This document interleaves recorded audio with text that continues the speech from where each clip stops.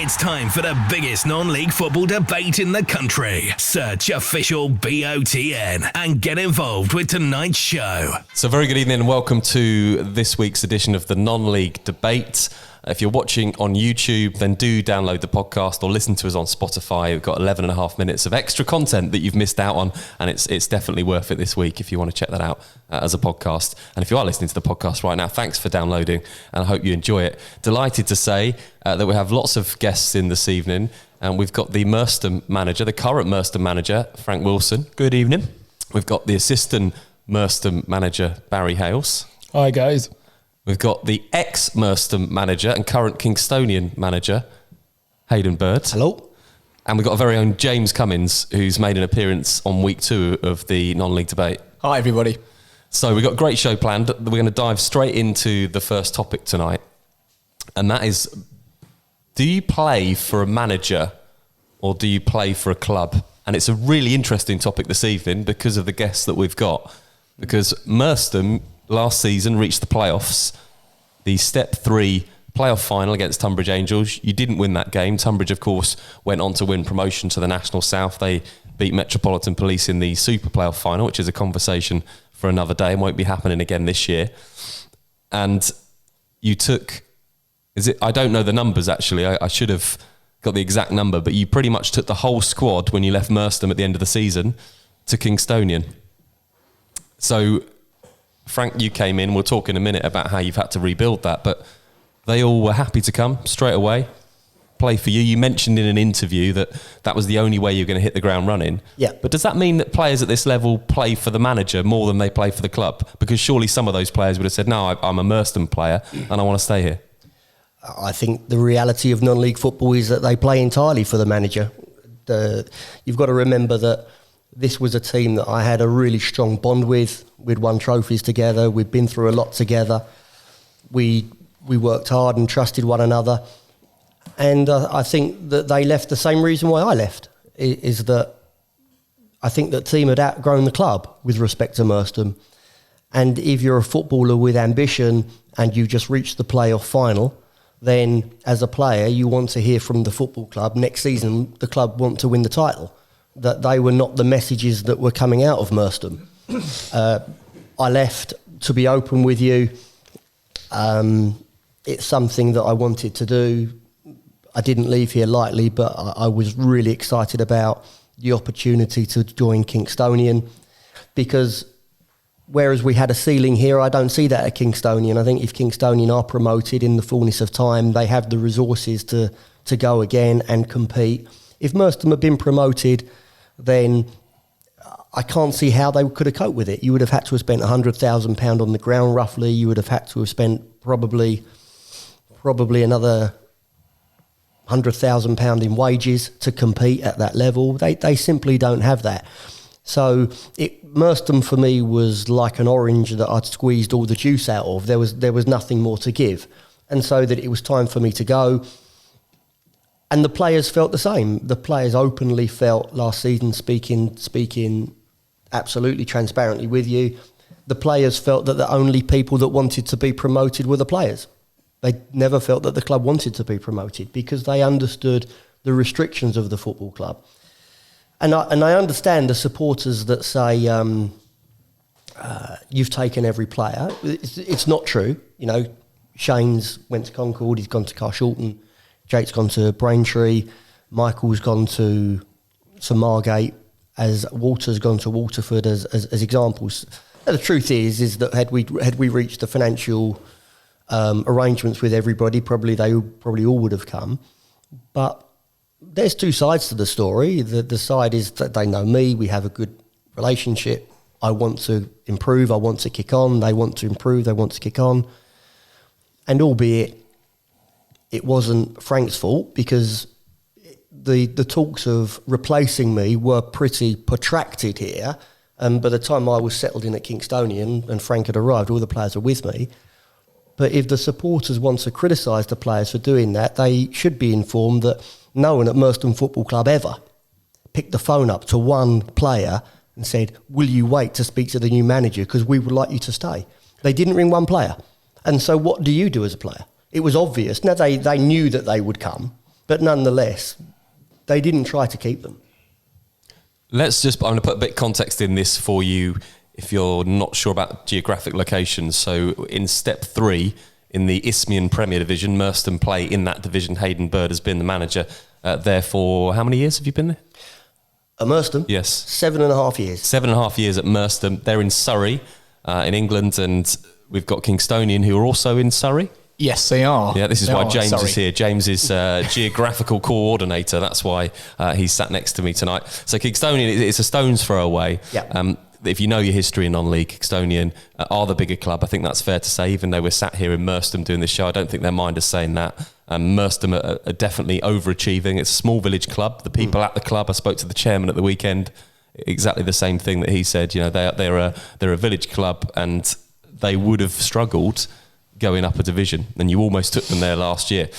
So that's the situation. Hayden's taken a majority of the players. We're talking about whether those players play for the manager or play for the club. Now, it's obvious that they play for you, and they certainly do now. Frank Wilson, our very own Frank, who was here all of last season on the debate, is now managing at Merstham, has come into the club, and when you came and you were offered the job, you knew that all of these players had gone.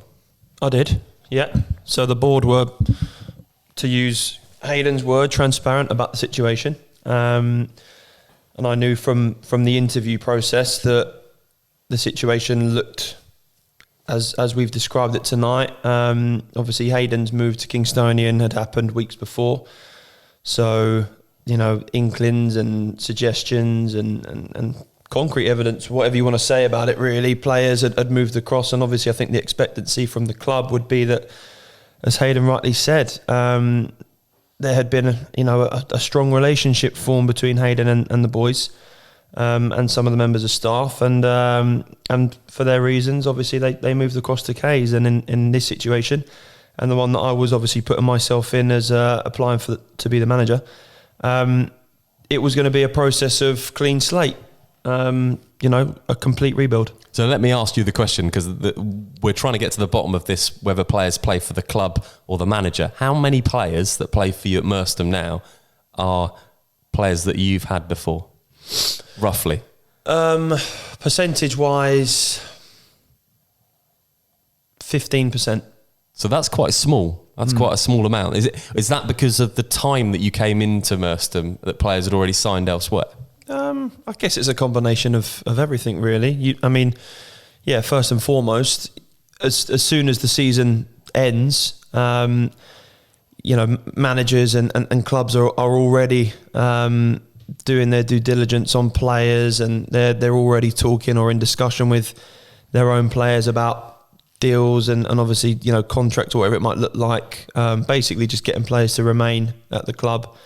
And then likewise, managers are out there talking to players from opposition clubs and getting them to come on board for pre-season. So, the timing obviously wasn't helpful in the sense that we'd already lost a significant amount of time as a football club in terms of, having those conversations with players, and me as a manager, having the interview process sort of halfway through June and being appointed 2 weeks before pre-season starts back for everybody.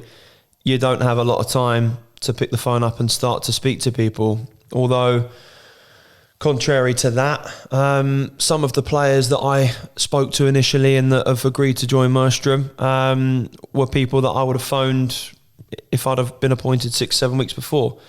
So, the right conversations were had and the right phone calls were had. And I knew that with a rebuild process, with Barry's help, for me personally, it was about getting people in and getting sort of 3 or 4 key players in that I had worked with before, so that this process wasn't completely brand new and different for everybody. Barry, is this something that happens at all in the pro game? So is this something that we can look at and see examples of to a lesser scale of players that not so much don't play for the club, but they certainly play and are loyal for a manager? So if a manager moves, then they'll take that player. Nemanja Matic would be an example, I guess, went with Mourinho to Chelsea, to Manchester United, that kind of thing. Yeah, certainly, because a lot of players do play for the manager first and foremost. And like you say, I'll give you a prime example. Ian Holloway signed me 3 times and that, and I was happy to work with him.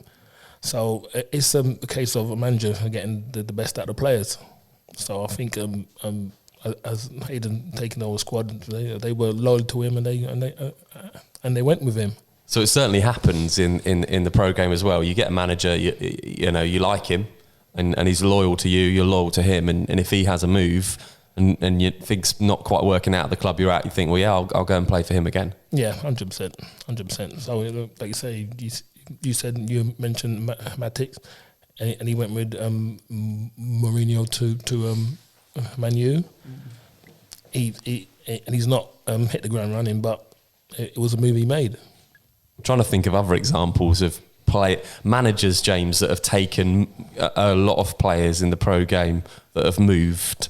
I'm sure with your superior knowledge, you'll be able to think of a few more as well. Sam Allardyce. Yeah. Harry Redknapp. Yeah, Harry Redknapp is a big one. Nico Cranshaw. Always comes up. He's one that comes in Crouch. anywhere he goes. Nico Cranshaw is definitely one. But, also, Jermaine Defoe as well is another player that always follows. There's there's Nico Cranshaw. There's I'm trying to think. Yeah, Jermaine Defoe is one. I think Mark Hughes is another one as well. He seems to sign the same players as well. So it is very common in the pro game that if a manager has a set number of players, and even staff members as well. I think Sam Allardyce is another one. Always took Sammy Lee with him everywhere because he trusted him as a number 2. You'll take them with you because if you have a set structure or a set number of players that follow the same strategy or the same mentality, it's a no-brainer. You will take people who follow your mantra into a new project or a potential challenge to succeed. And that will always happen, whether it be in the pro game or in the non-league game. But it certainly, Hayden, defines non-league to an extent because the contract situation, it's easy. Although players follow managers in the pro game, it may take them a couple of transfer windows to get them out, and they can't take everybody they'd like because I'm sure there's a few more. But in non-league, you were able to pluck all of those players from Merstham because there's no contracts. Absolutely. And that's exactly the difference, isn't it? Obviously, in professional football, everybody is tied to contractual agreements. And in non-league as well, there's the vast majority of contracts at this level are just 1-year deals. And so providing they're not under the age of 24, it's easier to move them. It's just football at this level. I think it's entirely natural. Look, I think everybody at Merstham has to understand the situation, and so did we. We left without any bad feelings. The players left with any bad feelings. We understand the supporters not understanding the situation. And the truth is, as Frank will bear me out on this, is that they couldn't keep the current players anyway because they couldn't afford to keep the current players anyway. So there's all sorts of different situations. Let's turn it on its head and look at it from a supporter's point of view. For the supporters, how difficult must that be when you're at Merstham and we talk about the non-league game being so good because fans can get closer to supporters, and that's one of the things that defines it, and that's one of the reasons why there's been a boom and it's been more popular. You can come in, you can have a drink with the players. How must it be for those supporters that are now supporting the club with you in charge, Frank, with the players, that they've changed their whole team? Yeah, it is difficult, and I think that probably the one thing that sort of ties both arguments together jointly are the relationships, because I think that touching back as a manager or a coach in non-league football, you just don't get to spend as much time with people, just limited by the fact that non-league football is part-time at this level, at step 3. So people in Hayden and I's position and Barry's position, you spend a lot of hard work and a lot of time, developing a relationship with somebody. And then if you can further that relationship by working with that person or that group again, it would be naive not to. And I think that from a fan's perspective, you're coming to watch your local club or your favoured team, and you begin and you build relationships with managers and players. And I think that they become a reason why you support that club. So if you have a season like Merstham had last year, where they were extremely successful and got to a playoff final, it was a season filled with glory, wasn't it, last year? It was a roller coaster ride. The fans got to enjoy all but every single game, right up until the playoff final. and no doubt they would have enhanced relationships that they had with their manager or their favoured players or the squad as a whole. For that to then all of a sudden change, I think that we could all sit around the table, couldn't we, and say quite honestly that would be difficult for a supporter to accept, even if, you know, in your own private time you fully understand the relationship side of it from a manager or from a player.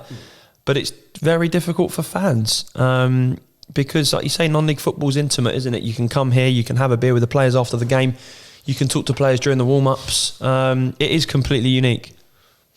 It's a bizarre situation, and for those that don't know Merstham or Kingstonian or haven't heard too much about it, we talk about, one of the notes that I wrote down for this were, how common is it? You know, how much does this happen in non-league football? We know it happens quite a bit with 5, 6, 7 players maybe if a manager leaves, and that's quite high. But this particular situation, have you experienced it before where we're talking, 11, 12, 14 players? No, I haven't experienced that before. When I've gone into jobs, I left Alton to go to Bromley. Obviously, that was a step up, and there was a little different dynamic there. And it was during the course of the season as well, which makes it different. When I come to Merstham and left Bromley, 4 or 5 of the Bromley players come with me for various reasons. Mostly people like Tutu that were at the tail end of their careers. To get players at the National South tend to come to the Ryman South, obviously quite difficult. So I think this was a little bit groundbreaking that we took so many, but strangely, probably not the first time it's happened to Merstham, because the most successful side that was here before me would have been Mick Sullivan's team that got into the Ryman League, and Mick obviously did tremendously well here, and very much like myself, when he thought he'd taken the club as far as the club could go, he went to Leatherhead and took the vast majority of the team with him for Graham Banyard then to come in and do a really similar job to what Frank and Barry are doing. So Merstham have been here before, and they've recovered before, and they will do very well again. I was going to say, actually, sorry to butt in, you were talking about a number of players going from one club to another in recent times. The other one that came into my head when you were speaking was Gary McCann at Hendon. And he actually, when he went to Hampton and Richmond, he took the majority of his squad with him, bar 1 or 2 other players. I think Ashley, Nathaniel George went to, I don't think where he went to.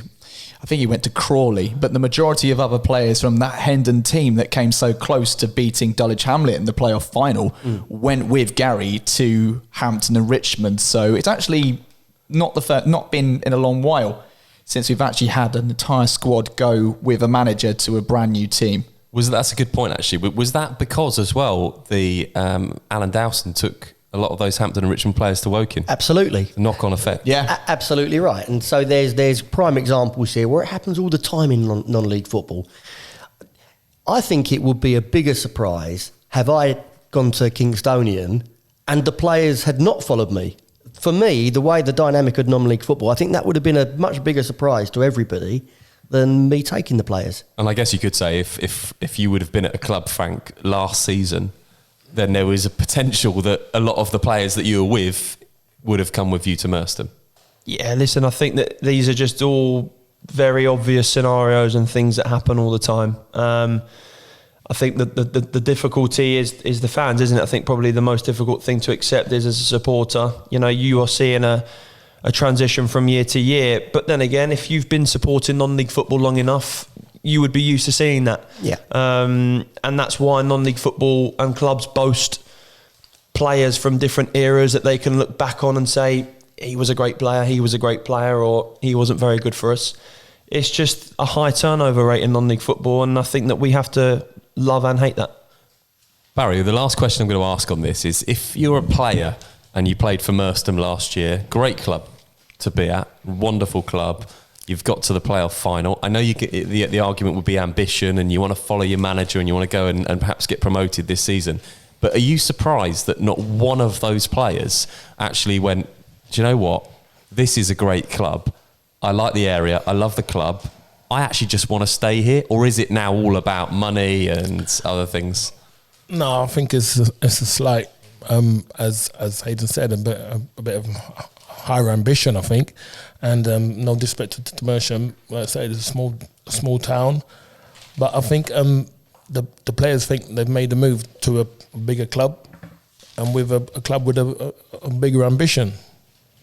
But I mean, you've still got to show it on the pitch and that. So it's still a long way to go, and still a long way to see how they finish.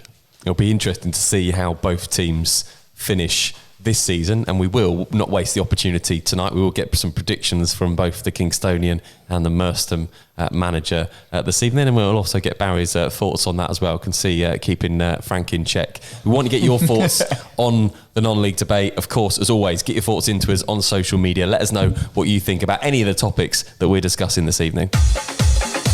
Get involved with the debate. Tweet @officialBOTN to have your say. The home of non-league football.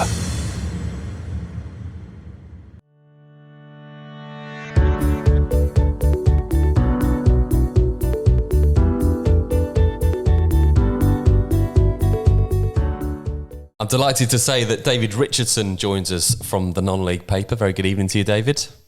Good evening, Ben. Another exciting weekend for you. Obviously, the start of steps 3 and 4 and the National League. And it was last week we spoke to you. I guess it was a busy weekend coming up. Yeah, step 3 obviously got underway, or some of it did at least. Obviously, Northern Premier League still to come this weekend, plus step 4. But no, it was a busy weekend with the FA Cup starting again. Only really doesn't seem that long ago. Well, I suppose it wasn't, that Manchester City were obviously winning at Wembley, and obviously now it's all started again with the extra preliminary round that took place over the weekend. I went to Sutton Common Rovers against Molesey on Friday evening to get my FA Cup fix in early, so that was interesting. 1-1 draw there, so they've got to do it all again. But no, another busy weekend on the weekend, and another one coming up. This is why we get David on. The facts straight in there. FA Cup weekend. Also, the Northern Premier League not quite started yet. Just puts us right for all these little things that we haven't researched. No, I didn't mean it like that. No, it was good. That's why we have you on. That's why we have James on as well, to be fair. He's sat next to me. He's got a non-league paper next to him as well. Let's go straight in today and talk about the team of the day, or as I like to call it, the team of the week, because we do it a little bit later. Now, last week, I listened to your podcast, actually. I'll give that a little plug now, the Non-League Papers podcast. It's on Spotify and iTunes, is that right? Yeah, all the usual places you can find it, yeah. Yeah, do give that a listen, because the first thing you opened up with this week was just the admission that you made in last week's Team of the Week. Yeah, that's right. We missed out Alfie Pavey. He scored twice at Chesterfield on the opening day in their win there. But thankfully, I think we've got it mostly right this weekend. Of course, there's always some players and fans who sort of think players from their teams should have been in, or maybe as top boss as well. But I think this weekend, no such slip-ups. James is sat next to me. James, you like to delve into the team of the day. Who's jumped out for you? Well, the first obvious player that's jumped out to me is almost like a second chance saloon for Godfrey Poku.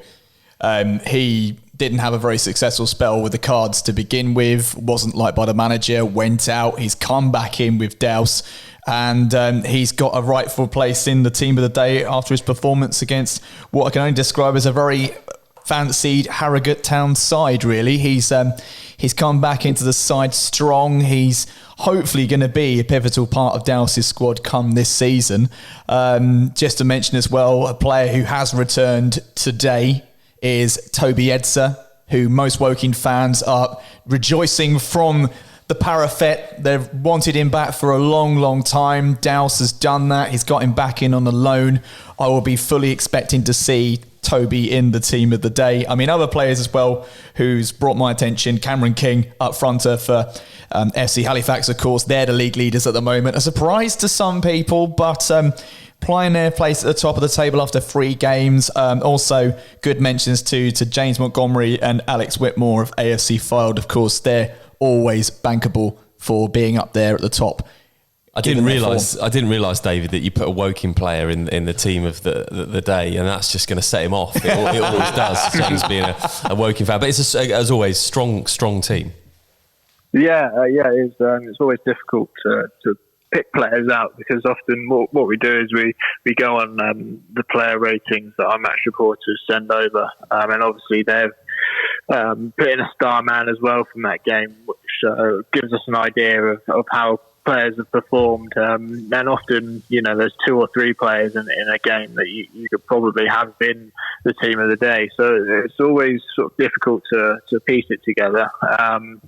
But no, another strong side this week. I'm interested to see this season, see how Kabongo Tashimanga gets on at Boreham Wood. He scored about 37 goals, I think, last year for Oxford City in all competitions. I think he was maybe looking for a Football League move. But I think at Boreham Wood he can guarantee a lot of minutes this season, and he got off the mark on Saturday with 2 goals, and obviously rightfully deserved his place up front. I also like Nathan McGool at Dover, a very tricky winger. He's been around the non-league scene for a little bit. He was at Welling last season. Got to move up into the National League, and I like him. It's good to see him starting strongly, and in Andy Hessentiler's starting 11 as well. He had a hand in both goals in Dover's win against Wrexham. Your pronunciation there was absolutely spot on. We phoned you a little bit later whilst we were recording this tonight, so obviously I know what you've done with the spare time that you had, because that was like a pro, wasn't he, Hayden? That's straight in there. That was really good. I think when you say things confidently, it sounds like you know how to pronounce it. I wouldn't like Cabby to come on here and put me right, because I'm not sure that is the correct way to say it. But there you go. It's too early to look at tables. We're not going to do that. But just last thing on the team of the day, a lot of people would love to know how that comes about. And I imagine that it's a table on a Saturday night, and you guys are all round it, and there's just lots of arguing, and like you've got little names on little place holders, and you're moving them around on the table. Maybe one week we should come and film it. Yeah, maybe it is a little bit like that, particularly with the top boss, because you have to take in results then rather than sort of individual performances. So you sort of have to go on sort of maybe an away win or a result where someone at near the bottom's gone to a team at the top and won, or maybe it's sort of a 4 or 5-0 that a team may have won by. There is usually sort of a bit of bickering about it, and which does come in. If people have sort of quite a strong case for someone, it definitely gets heard.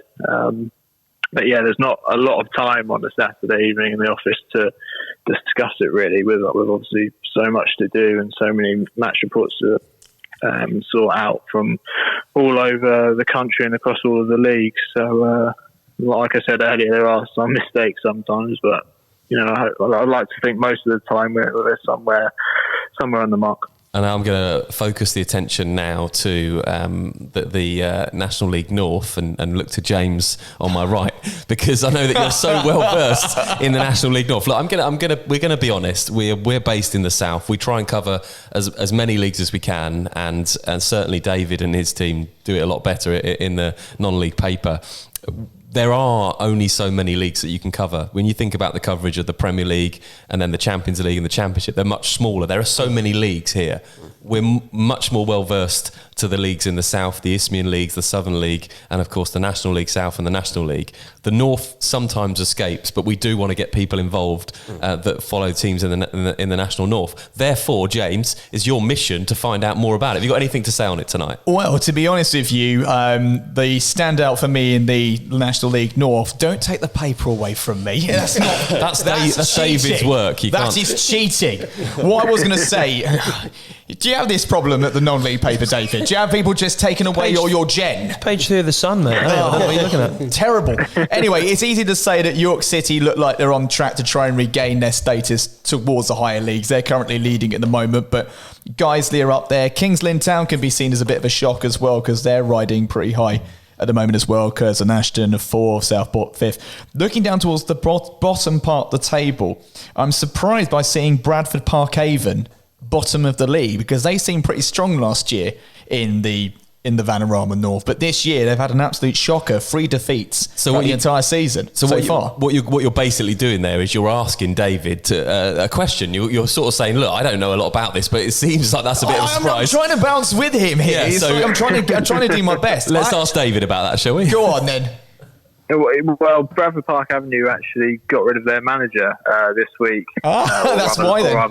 Or rather last week after 2 games. They lost both their first 2 5-0 defeats. Yeah. So which obviously it'd be interesting to hear what Hayden's thoughts on that are, obviously being a manager himself. But I mean, personally for me, I think, clearly 2 5-0 defeats are worrying, but you're only 2 games into the season, and that was a new manager as well that had come in over the summer who has had to try and implement his ideas. I gather it's a very young squad at Bradford as well, which doesn't help, and there has been a few things off the pitch in that regard. That makes no sense, David, does it? Goes somewhere. It doesn't make any sense. No, at all. yeah. It's that's got to be ludicrous. Obviously the start of the season. I mean, the results are really poor, but it's only week 1. Even if they've lost 2 games 5-0, it's only week 1. You can only imagine that initially from the outset, perhaps the relationship between the new manager and the directors, the owners, perhaps didn't start particularly well. What I was going to say is, I think we talked about this before the show. Chelsea. This week on Twitter, it was trending #Lampard out, and there was all sorts of fans phoning up radio stations. So you can obviously this isn't so much fan pressure at this level, you wouldn't think, but it's the world of football we live in, David. Maybe. Yeah, I think in a way it is. Obviously, I think there would have been concern amongst fans from Bradford PA that 2 5-0 defeats to kick off the season's far from ideal, particularly when last season they were up at the top, challenging and eventually got in the playoffs as well. And then suddenly to go from that to this, it's a concern. Obviously now they've brought in Marcus Law and Lee Fowler as assistant, who had success at Kettering Town, and Lee Fowler won the title with Ickleston last season as well. So you kind of think maybe things are changing for them, perhaps, I don't know, but it just seems totally bizarre really for me that after 2 games you're changing a manager. And also today Hereford as well got rid of their manager Mark Richards after 3 games, who obviously was in there last season, didn't have the best of seasons after they got rid of Peter Beadle. But now they've made a change as well, I mean it is odd timing for me at the start of the season. I think you've got to give managers time. One thing we should mention as well is that the Northern National League is a very, very competitive. There's some big clubs in there. So when we talk about changes in manager, it's no excuse because it's so early on, and football has gone mad in that respect. But we are talking about very, very big clubs in that division. We mentioned it last year, David, that how competitive it is with those teams, and you see that in the attendances as well. Yeah, you do. Yeah, you just have to look through the league table really at some of the clubs that have been in there, and obviously some have played in the Football League as well. Obviously, there's not a side that's won their first 3 games either, which probably says something to how competitive the division is. There was a manager the other day I was speaking to, Craig Elliott at Boston United, who said it's going to be very open this year, and he used that exact line about no team winning all of their opening games. So I think that's sort of what you've come to expect from the National League North these days, and again, it maybe makes it even a bolder decision to make a change of manager at this stage of the season. There we go. We've talked a lot about the National North. This is the non-league debate. We claim to be the biggest in the country. We've gone the breadth of the country now and talked a lot about the North. So if you're a fan of any of those teams in the league, then feel free to get involved in the debate. Official BOTN across social media. David, thank you ever so much for coming on as always. Thanks very much, Ben.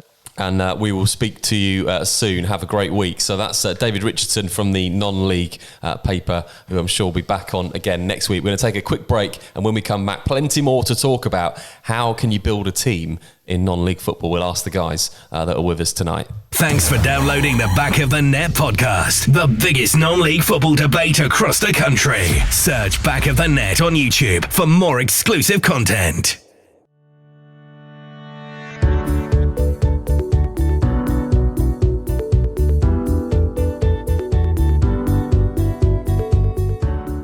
When I was on Radio Jackie, I always remember I had to do the weather there as well. And I'd always think that presenters shouldn't have to do the weather because you're concentrating on other things. But when you're applying your trade at a lower level, you obviously have to do it. Similarities in football, I'm sure, are the things you have to do.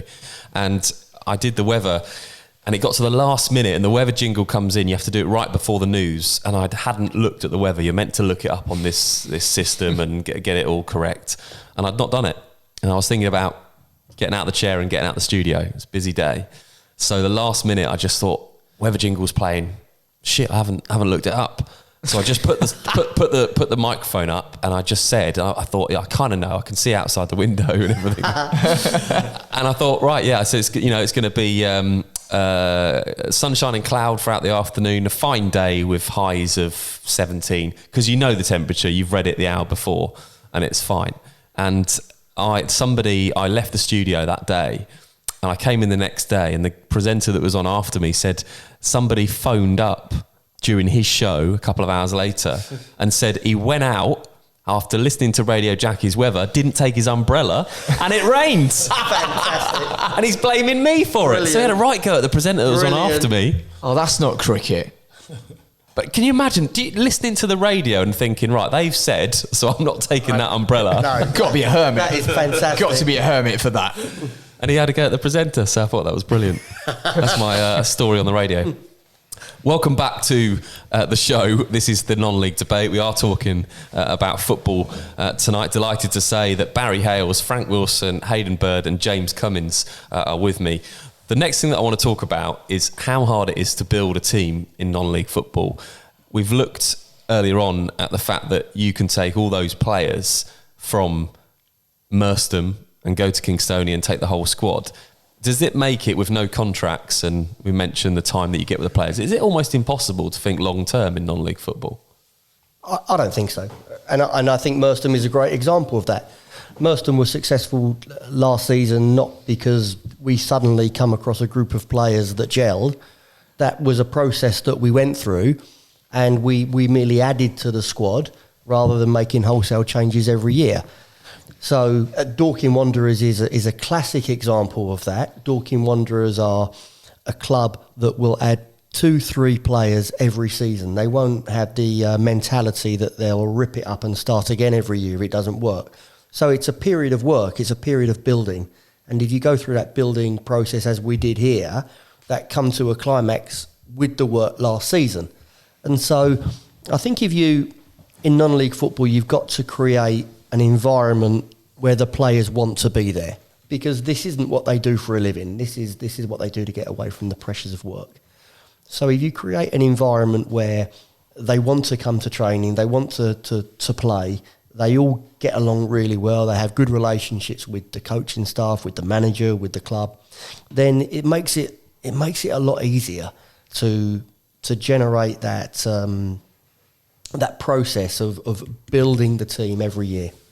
Maybe the step further, Barry, would be to talk about year-on-year success. So if you're trying to build a team in non-league to have year-on-year success, let's take the Premier League, for example. When you look at the likes now of Liverpool, of Tottenham especially, those teams have been built over a number of years. We won't mention that Tottenham have still not won anything, but year-on-year success as far as finishing higher up. But is that really out of reach in the non-league game to try and build a winning team year on year? Not really, because I've been in teams and non-league teams that have been together for 3 or 4 years and won stuff. So it's a case of getting the right personnel in at the right time, and as Hayden said, to gel as well.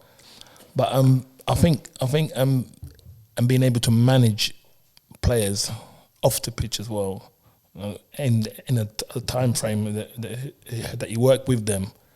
But like I say, I've played in every league from step 5 to the top. So I've been in teams that have won stuff, teams that have battled from the bottom as well. So it's a bit of a 50-50 split, really. Let's take it on a step further, Frank. Year-on-year success in non-league football. If you can do it, how do you go about doing it?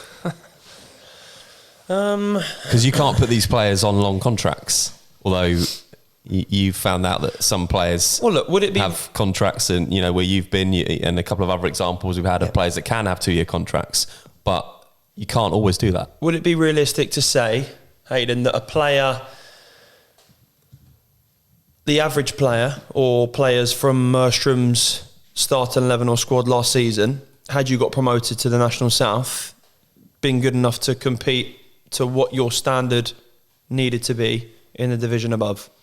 So what I'm saying is, although you can have success in a team, I don't think it's realistic to say that you can have absolute continuity, because players don't get better in terms of they have a good season, you get promoted, but that doesn't necessarily mean, and quite often doesn't mean, that they're going to be good enough to compete to the levels that you need them to in the division above, because that's why we have a hierarchy system. That's why we have differentiation between leagues and standards.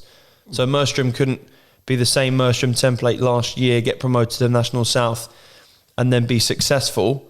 Hayden already alluded to that in terms of, had the team gone up, it probably would have found it quite difficult given the jump. For all sorts of reasons. There will be the players that, when you move forward in football, there's always casualties. That's the nature of football. The issues of building a club, building a team in a club of this stature, is they would be so small, and so you're in danger of had I been promoted with Merstham, let's use the scenario that we all decided to stay, there would have been the complications of keeping the players, matching the players' financial expectations. Let's say that we did that, they would be such a small pot. It's like goldfish swimming with sharks. And so if we play these teams and suddenly one of the players excels, they would just pick them off. They'd pick off your best players one by one. That's the real difficulty in a club of this profile. I think if you look at clubs that... All of that said, I think what these guys will generate here is the most important thing, and something that we definitely try to do, is that if you generate a spirit in the dressing room where they all fight together, it becomes really difficult for somebody to come in and then pick them off, because it goes back to what I'm saying. They want to be there. They buy into the project. They want to be part of that team. And suddenly getting another 50, 60 quid somewhere else isn't important as coming into the environment where they believe in the environment and they want to play in the environment. That's ultimately the secret, I think. If you can achieve that, and if you can get a group of players that buy into the project, there's a big spirit, a big siege mentality in the dressing room, it becomes really difficult for bigger clubs to come and pick them off one by one. James, you're a Woking fan, as we've mentioned, and for you, a non-league club who were in the National South last year, promoted to the National League, as a fan, are you expecting Woking, if they were to get promoted again, to change players? They haven't changed a lot of players this year. They've kept a lot of them the same. But if they were to get into the Football League, as a supporter, you almost expect, there's going to be carte blanche changes. Yes and no. I think in particular, if you go up to a different league, I think you definitely need to... I think you definitely need to make a couple of changes. But that was Hayden's phone, by the way, that was ringing. Just boo, hiss, boo. I think that's a pound in the fine pot for me. Hiss, boo. Alan Dowson. Who is it actually? Who was it? You can take it if it's interesting. It was Peter Wedgeworth, but I wasn't going to call it a problem. So shouldn't have said anything. I think it was Sue Austin as well. She's phoned me as well, but I won't go into that. James, carry on, James. Where was I? Yeah, I think if you make a progression up to a higher league, I think you definitely need to make some changes. I don't think you need to make fundamental changes like changing the squad completely if you're going into a higher league. But it's okay as a fan. That point of view, it's okay with you. We're saying that to build success, everybody said around the table you're going to need to make changes. You can't quite do it like you can in the Premier League. So as a supporter, you're happy with that. Players are going to come and go at Woking as long as you get success. I think that's the way. I think, to be honest, you need to be realistic with certain clubs. I think with Woking, it's the same as what Hayden said. If you've got particularly good players who will be above the parapet compared to other players, if you go into a higher league and they perform well, you're going to lose them. I think, sorry to interrupt you, James, I think there's a different way of looking at this as well. I think ultimately the directive doesn't come from the coaches, it doesn't come from the football manager, it comes from the top. If the football club wants to keep the players, they have to show the ambition to keep the players. So we get to March, for example, and you contract the players for another year, or you give them 2-year deals, because then the dressing room sees the football club has an ambition to move forward. If the football club leaves the players as non-contract players, if the football club allows contracts to run out, then it becomes really difficult for the management team to continue to build that structure to move forward in the dressing room. So ultimately, people talk about the manager, they speak about the coaches, they speak about the players, but the directive always comes from the top. And if you want a football team with continuity to continue to build, that structure has to come from the boardroom to allow the football manager to do it. Yeah, and I completely agree with that. I think that's been a refreshing change at Woking since Dowse has come in. If you look at Anthony Limbrick's tenure before Dowse came in, it was very much the case that the board were still very much in control. If you look at the start of Limbrick's career at Woking, it was successful to a point. I think he was very lucky that fact that he had two very, very good informed players, and the fact they had Joe Ward and Inni Effiong. The board made the decision that a financial gain could be made by those players. It wasn't aided more so by an FA Cup run where they played extremely well, and they both left. And with that, the continuity and the structure of the team was effectively destroyed. So Limbrick had to basically deal with losing two of his best players, and in effect couldn't control the downward spiral after the FA Cup run, and they got relegated. Dowse this year and last year had a clear role. He knew what players he wanted, and he made sure, speaking to the board, that if these players are the players I want, I have to keep them as long as possible. And going into the National League, he said the same pledge again, and he's actually had, to some degree, success in basically retaining the squad that he had from last year and building one or two players on top of that. So with that, it's quite refreshing to retain some of the players that you had from last season, but realistically, getting one or two other players just to add on top of it. It's really interesting looking at it from both sides, the manager and the club structure side, and also from the fans' point of view, which we've done a few times tonight, and we keep going back to the Merstham situation. If you're a fan of the club and you come here every week, and supporters and non-league are absolutely fantastic, they've got to get used to a new set of players, which can't be an easy thing. I remember, I'm a big Reading fan, and I remember when Kevin Doyle left the club to go for Wolves, I had a period of 2-week mourning. Which was difficult, but let alone changing a whole sides. Right, I want to move away from this now. When we come back in a minute, we're going to finish the show by talking about the aspirations that the managers around the table and assistant managers have for their clubs this season. Thanks for downloading the Back of the Net podcast, the biggest non-league football debate across the country. Search Back of the Net on YouTube for more exclusive content. So the final part of the show today is going to be spent talking to the guys around the table, because you've got two great football clubs here in non-league. Merstham, we'll start with recent history, which is set by this man over here. FA Cup against Oxford United, absolutely fantastic in the last few years. A playoff final, and it was a playoff final. Forget the super playoff stuff. A playoff final, an FA Cup game, absolutely wonderful. How do you follow that? And secondly, this is a difficult question.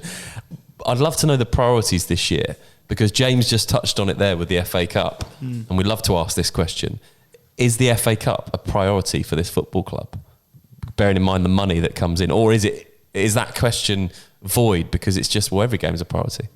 It's a stupid question. James asked me to ask It's a priority No. for every football club. But over the league. So if you've got a congested, let's say you go through the first qualifying round or the second qualifying round, if fixtures are a little bit congested, you can't always play your strongest squad every game. Would you prioritise the FA Cup in, say, the third qualifying round over the league? When does that start being a more of a priority? Well, I think that the obvious answer to that is that you're still within a fairly premature stage of the season. You know, once you get towards the first round proper of the FA Cup, Hayden will be able to tell me the exact date. It's probably written on that ball and I probably just can't make out the writing. But when did you play Oxford in the first round? I think it was November, the middle to the end of November, wasn't it? In which case, unless you've had a real turbulent start to the season and things are looking extremely low, then you should still be in a position to want to put out your absolute strongest team. I don't think that I'm not going to get too carried away with it as a young manager. I think that playing or representing a club in an FA Cup competition has got to be up there with the highest priority, because, you know, these are situations and circumstances that not everybody gets to do every single day. We'll get Hayden's thoughts in a minute and James's, but for you, let's go right to the topic here, because this does get asked a lot for managers in press conferences at all levels about their priorities. And certainly, I think it was Everton manager that came out, I forget his name, Marco Silva, that said his priority this year is to win a trophy for Everton. And that's his priority. Obviously not to get relegated, but that is the highest priority is to win a trophy. And the fans absolutely loved that. And because for them, it's still about winning things. So if they finish mid-table, but they won the FA Cup, that's a fantastic season for them. So it's a little bit different at this level, because we're not talking about winning the FA Cup, although we can all dream. But for you, if you had to put them in a priority order of, you got the FA Cup, the FA Trophy, the League, and the League Cup, what's your order? Or is there two that are on par with each other? Well, I think that the FA Cup is the first priority. Even if you finished and you were flirting with relegation? No, hang on, let me answer this properly. So, first and foremost, the circumstances having taken over at the point that I did, and the whole outlook on Merstham Football Club, which we've discussed in depth tonight, the number one priority for the football club, on par with my own and Barry's, is to be a Step 3 football team come the end of the season. Whatever capacity that looks like, whether it's staying above relegation by a place, finishing mid-table, finishing in the playoffs, whatever it might look like, the priority is to keep the team in the division this year. So if you were to finish one place above relegation, keep the team in the division, and get to the first round of the FA Cup, that is a magnificent season. Yeah, I'd want my name on the wall somewhere or on my shirt. Barry, no, realistically, Barry, go on. Take the pressure off Frank and bring you in. And I agree totally, because we were given the remit at the start, and along them lines, if we finished halfway up the table, then that would be a big achievement, I think, for us, and plus for the players, the new players and the new foundation that we're trying to bring to the club as well. So reaching the first round would be ideal. But staying in the league, like Frank said, finishing the top half, that'd be a massive achievement too. So let's say first round proper of the FA Cup, League Cup winners, but you're relegated. I love putting him under pressure. This is great. Let's think of lots of scenarios. So you've won the League Cup, you've got the first round proper of the FA Cup. It was on TV as well, but you got relegated. Is that a good season? No, listen, it's not. And I know that we're sort of messing around a little bit, but the priority for the football club is to stay in Step 3, right? That's the sensible comment. That's the realistic and number one ambition. Not to get that confused or anything like that. The main ambition for us as management, for the players and for the football club, is to remain at Step 3. You have to be synchronised, so you have to be sensible about last season and the team reaching the playoff final, and you have to follow the season with the current circumstances being what they are, with realistic expectations.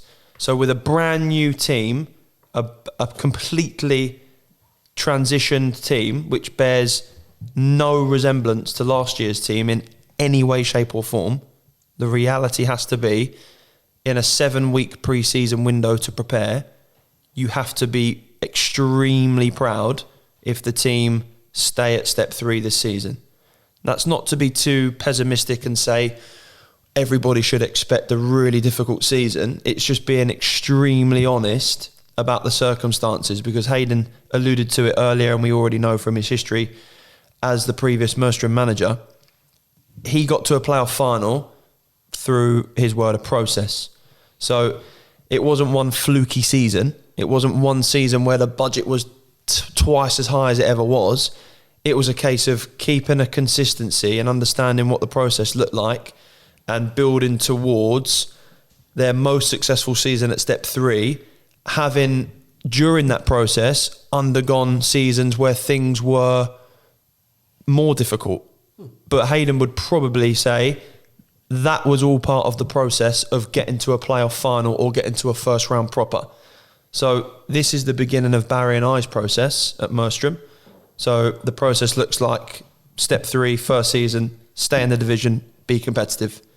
If that is accompanied by some cup success, whether it's domestic or the FA Cup, well then that would just be a fantastic added bonus.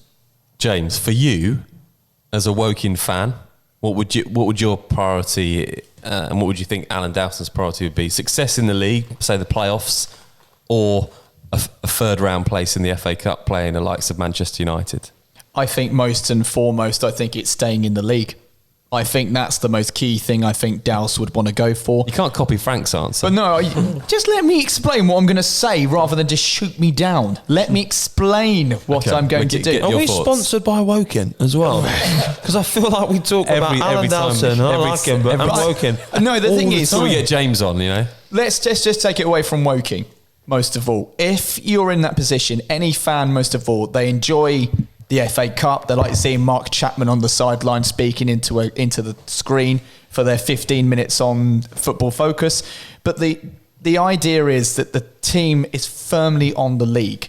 The league is the priority, is keeping in a stable position rather than being at the top where it's go for broke, or at the very bottom where you're in dire straits. I guess what you're saying is if you're a club like Woking, it's staying in the league. If you're a club that have higher aspirations, maybe the likes of Wrexham or Fylde, it would be they'd take promotion over the cup competitions. Yeah. Hayden, let's bring that on to you then. So this is a difficult one for you because you're at Kingstonian, and we've mentioned earlier the pressures. Really, I don't think you answered the question, but I did ask whether it would be a failure if you didn't get in at least in the playoffs. Promotion is what you're setting out to do. That's the thing you're setting out to do. But would you take a playoff place and not get promotion, but also be in the first round proper of the FA Cup, or would the chairman take that? I think the chairman would be delighted with that. Kingstonian, as I've said, is a club that's steeped with history, but certainly isn't a club more recently with the profile of winning. Their last 5 seasons, I think they've finished 17th, 18th, 11th, 13th, and one season 7th. So only once in the last 5 years have they finished in the top half of the table. So that's not a club with the DNA of winning. So we need to change that. My idea of success this year is come the end of the season, in the business end of the season, Kingstonian have to have a new profile, they have to have a new outlook, and they have to be fighting for the Surrey Senior Cup, fighting for the League Cup, and fighting for the league. How do you, this is going off topic a little bit, but I like your answer, but how do you do that when the players are part-time, they only train a couple of times a week? Is that possible? Well, that's the whole reason why the Merstham squad come over, isn't it? Because it wouldn't be possible if I had to sign... Let's not forget that there's only 3 players remaining from a squad of 20 last season, albeit some of those players were young lads. Now, if I was to sign 16 players from all different clubs, that would be unachievable because the time frames of non-league football simply would not allow me to do that. The only reason you can do that is if you have an enormous budget and you can buy the league. We can't do that, let's be clear. Those days have gone in Kingstonian. So we have to do it through work. So to accelerate the work, There's no better way of accelerating the work than to say that I've got the leverage to bring 10 players who have just got to the playoff final and they'll wear a different shirt and they'll come to do the same here. So the players who are now in Kingstonian have the mentality of winning. They understand the manager's requirements. They have a philosophy. And for that reason, look, I'm not going to say that we're going to do this and we're going to do that. But I will say that I fully expect us to fight for promotion, and I fully expect a trophy in the first season. Bold ambitions, but I respect that. That's good, and I think it's clear to say the answer is is a FA Cup a priority over the league? Everything's a priority for Hayden at Kingstonian. I'm sure the fans will love hearing that. I can't go without asking you, Barry, about your FA Cup experiences and what jumps out for you. When I was at Stevenage, playing in the conference, we played Birmingham and we lost 2-0. But I remember that more or less put me on the map for the pro clubs to sit up and take note. And my closest to getting to Wembley was playing in semi-finals against Chelsea, Fulham against Chelsea at Villa Park, and we lost 1-0. So that was the closest I got to playing at Wembley and lifting the trophy. It must be great for you, Frank, and obviously great for yourself to be able to be in a dressing room when it comes to FA Cup game day, and actually to be able for you to be standing there and say, look, I've played in some great, this is a great competition. Massive competition, and it's and history is the second to none. So to get so far and to be a part of it, it more or less put me on the map as a player. So I'm very thankful for the cup itself. Yeah, definitely. We'll talk more about the FA Cup as the rounds come round. There, your team talk's done for the FA Cup game. Right, just before we wrap up the show, Frank, I've got another scenario for you. So you're going to go to the FA Trophy final. You're going to win the... We'll leave it there. A big thank you to all of the guests this evening on the non-league debate, to Barry Hayles, Frank Wilson, Hayden Bird, and James Cummins. Thanks very much for your company. It's been very entertaining. Don't forget, if you're watching this on YouTube, extra content available for you on the podcast. It's available on Spotify and on iTunes. So we'll see you next time on the non-league debate. From all of us tonight, thank you for listening.